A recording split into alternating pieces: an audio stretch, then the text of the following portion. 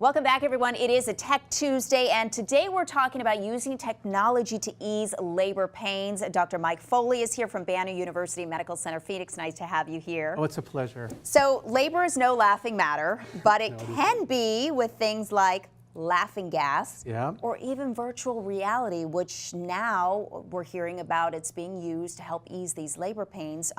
Describe how each one works in that capacity.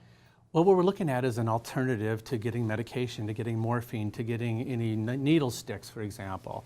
So the laughing gas is nitrous oxide, and it's kind of a gas that many use at the dentist right now. But what it does, it takes the edge off a little bit of the pain, allows you to be kind of with it so you can experience the labor with your family and the baby.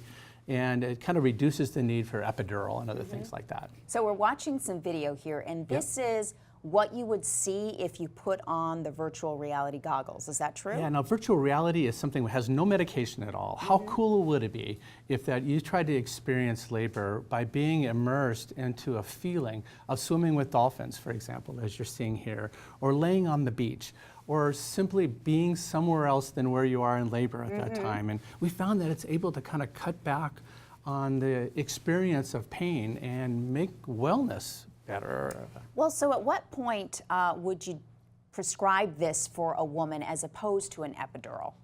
Well, what we like to do is to do what patients need in labor. So how do you determine that? Well, we ask them. We ask them and say, what are you looking for? A lot of people are coming in, hey, I really want to try to make this as natural as possible. So what we like to do is to make it as natural as possible, eliminate the need for medication, yet leave the door open if somebody wants medication or an epidural that'll be available. Let's try this virtual reality as an alternative. It's very fascinating.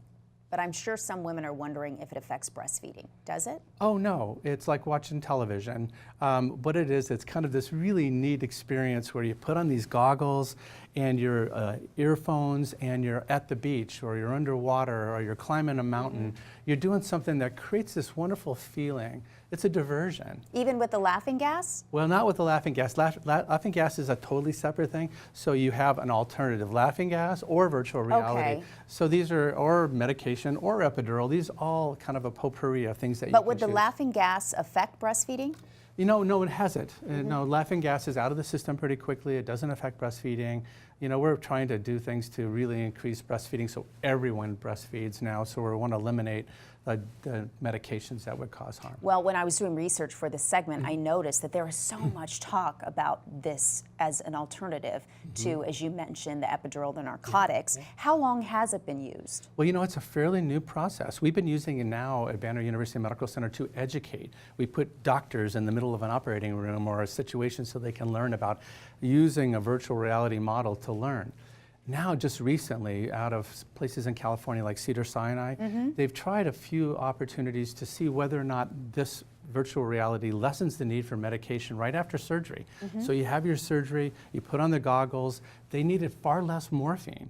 They needed far less medication for pain, and they were able to get up and go home sooner. Well, so I would imagine then the response from patients who've been a part of these studies has been overwhelmingly good? Absolutely. In fact, there's a number of people throughout the country that have tried it on their own. Some doctors have just tried it. And there's case reports out there that patients are saying, this was amazing.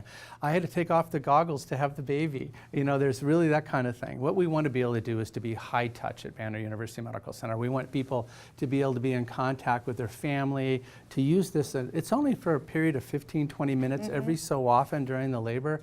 We'd like to get it going right away so these hormones, or these well-being hormones, take over and you're diverted away from the need for medication, and it makes the labor and delivery experience even so much more wonderful. Is everyone a candidate for it?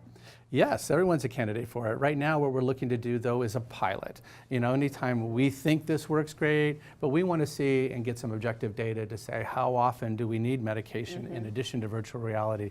And we're going to start a pilot right at Banner University Medical Center starting in November. So people will get randomized to get it or not.